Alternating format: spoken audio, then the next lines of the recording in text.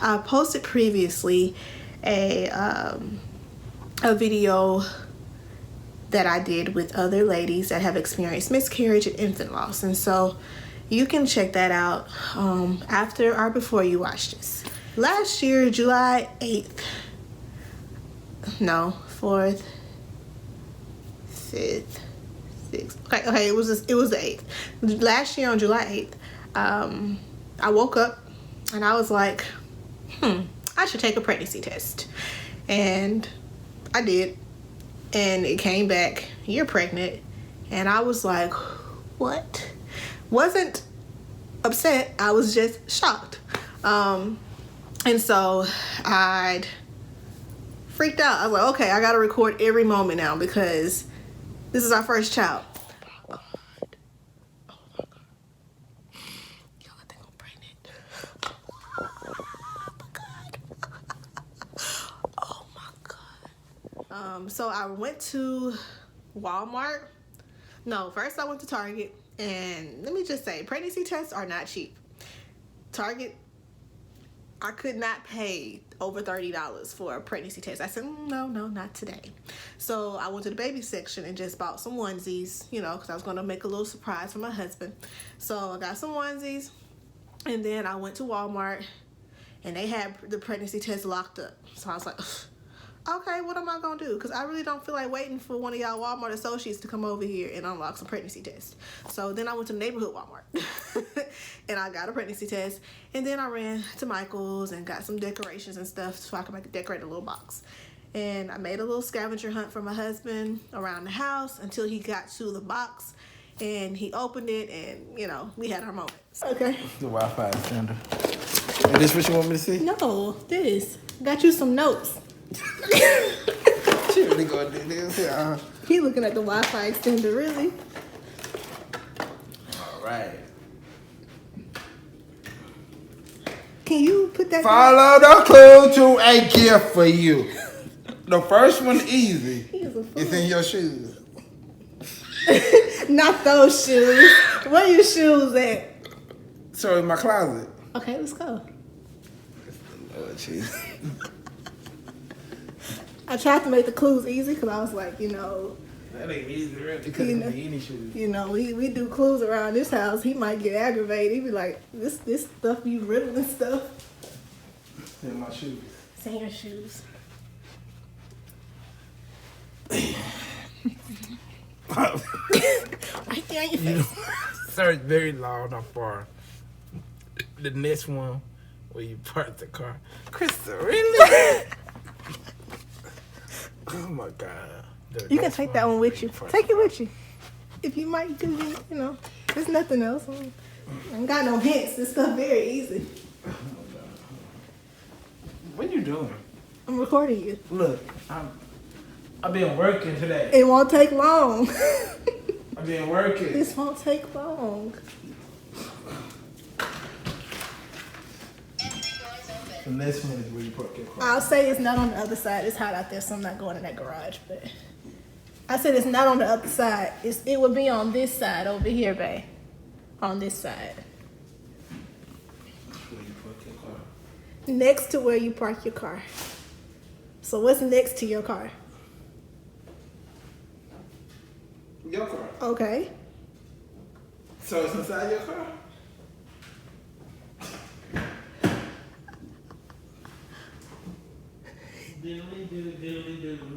Where you going? Girl, what is wrong with you? I had too much time today. I see that. Which one though? Go to the one in the bedroom. Because yeah, I forgot we got two. Yeah.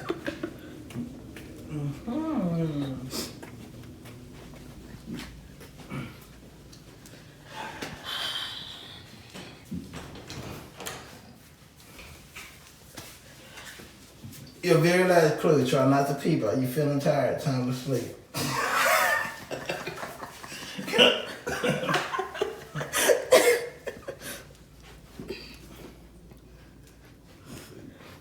I know it's the bed, so. Yep. Well, Crystal, what did you find? What is this?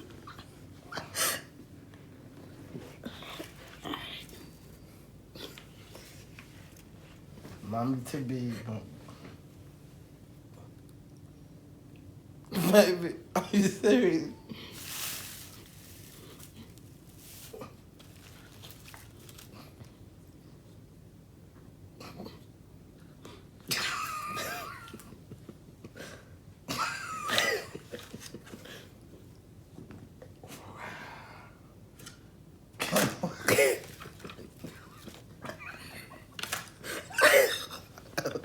So it was beautiful. I was excited. That night I probably was on YouTube for hours just searching videos over newborn needs, first time mom videos, downloaded every app, ordered my prenatal vitamins ASAP. I was super excited. I was ready to take on this new life. Like I was like, I'm building a life. I'm so excited. So yeah, everything was normal for about a week.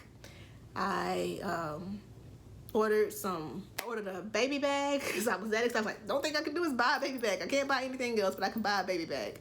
I did that. I made my doctor's appointment to confirm the pregnancy, which would have been like when I was 11 weeks. I have never heard of that before. I thought, okay, if I tell y'all I'm pregnant, you're going to get me in, at least at 7 weeks, not 11, but they wanted me in at 11 weeks. So I was like, okay. And then I went to a dance conference on that Saturday. While at the conference, I was experiencing that Friday, I used the restroom a lot. And I was like, okay, I thought it was normal. I was like, okay, I'm just using the restroom because I'm pregnant. I hear a lot of pregnant women saying, I pee a lot. But I don't think they pee as much as I did that day. Like I peed, I know 3 to 4 times in 1 hour. And to me, I'm like, okay, this is normal. I'm pregnant. I'm proud to go pee. I'm happy to be walking out the building, going to use the restroom every 10 to 20 minutes, and people looking like, what is she doing so much? And so I was eating a lot. I could not get full. It made no sense. Like I could eat a full meal, and when I finish, I'm still hungry. And I was like, dang, why am I so hungry? Like, is this normal too? Because at this rate, I'm going to be like 300 pounds when I finish. I may be on 600 pounds because this baby eating. But I didn't realize that those symptoms that I was experiencing were actually symptoms of a miscarriage. And it's not for everyone, but it was in my case. And so that Saturday at the dance conference, I started experiencing stabbing pains in my lower abdomen on both sides. And I'm just thinking, okay, I'm taking it I need to take it easy because I'm out here dancing pretty hard. So let me go home and just rest. So I told my husband, hey, we need to leave because I'm cramping a little bit. And he was like, okay, let's go. So I went home and, rested. I wasn't thinking negative. I was thinking baby's implanting, this is normal. But then I woke up the next day and I saw blood and I freaked. It's 5 o'clock in the morning. My husband's asleep. And I'm seeing blood. And I'm still cramping. And the only thing I knew to do was to pray. I messaged a friend that is over the dance ministry that I'm in. And I was like, hey, I'm not going to make it to church today. I just need you to pray. Because this is what I'm seeing. And no one knew I was pregnant. But I told her because obviously, I'm freaking out. So she was praying, I'm praying, and I continued with my day. And we had some family come over that day, and they were asking questions like, y'all ready to have a child one day? And we they don't know we're pregnant right now. So we're laughing, thinking, we got an inside secret, not knowing on the inside that the life inside of me was actually dying. And that whole weekend was crazy. Everything was perfect for 5 days, and then that weekend you just get upside the head with bad news, So I'm still going on because I'm still feeling changes in my body. So I'm thinking, okay, the baby can still be okay. There are stories with plenty of women bleeding in the beginning because of implantation, but the bleeding I was experiencing wasn't that type, and I knew better. But I'm hopeful wishing. So I get to Tuesday of the next week, and I woke up and I did not feel pregnant. My boobs did not feel heavy anymore, and like I just did not feel pregnant. It's a weird feeling to explain, but for a week I felt very pregnant.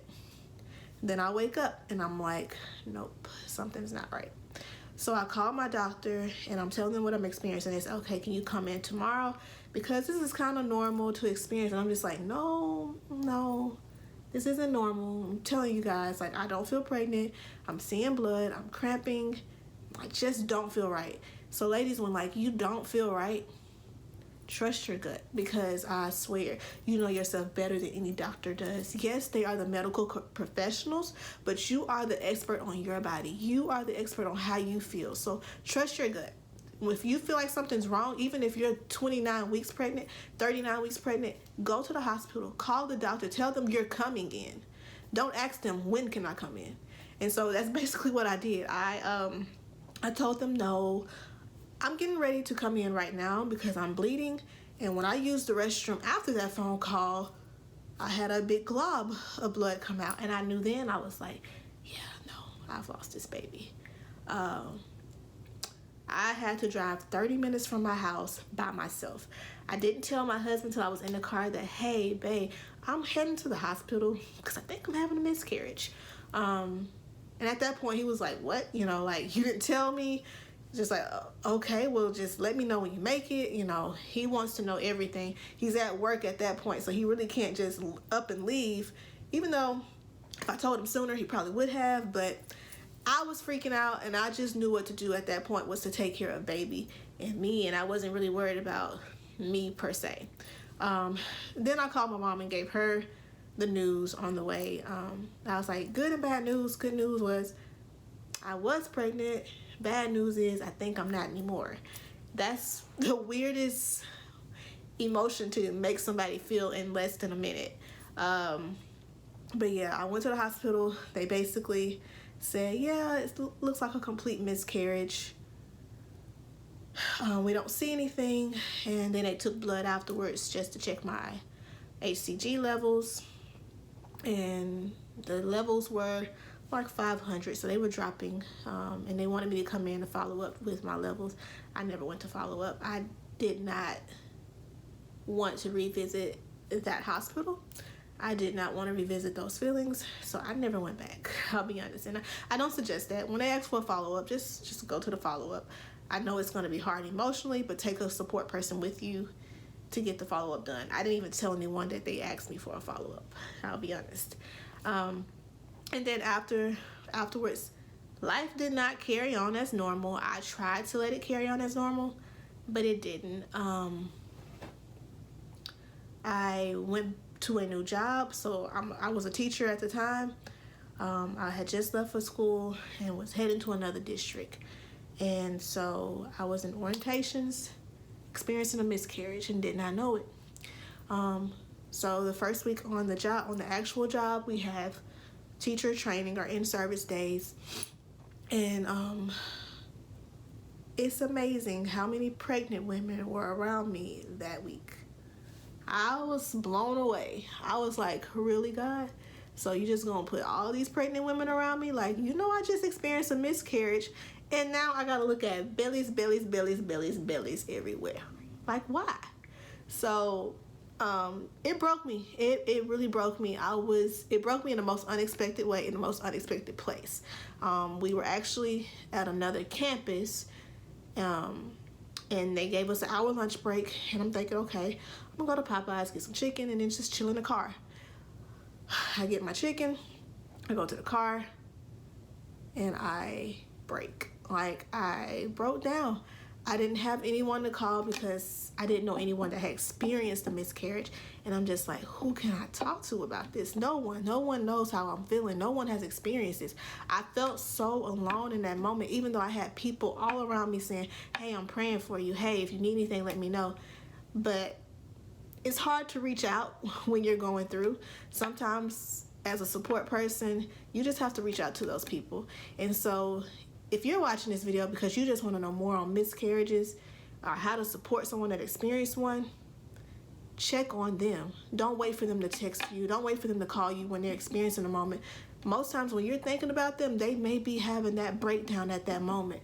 So I pretty much had to learn how to get through those feelings myself. It was only by the grace of God that I did. I'm telling you guys, like, I did not want to do anything the first day that I found out. I came home, I got into bed, and I cried for hours. My husband didn't know what to do. He didn't even know how to grieve it because he wasn't feeling it. And I didn't expect him to grieve it the way I was because he did not feel that child inside of him. He did not feel his body changing within 3 to 4 days. He didn't feel those changes in his body. And so I wouldn't expect him to develop the same type of emotional grief that I did because he hadn't had a bond. He just knew that, hey, I'm having a child. He didn't feel that, you know?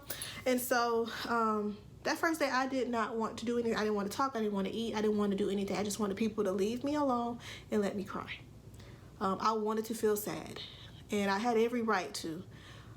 But, like, the Holy Spirit would not let me. I got up, pulled my Bible out, and I found scriptures. I found devotionals on the Bible app that talked about miscarriage. And I was led to the story in 1 Samuel about David and how David lost his son. And David lost a living son. But yet he worshiped. And so that inspired me to realize that, yes, I'm in a valley. Yes, I'm going through pain.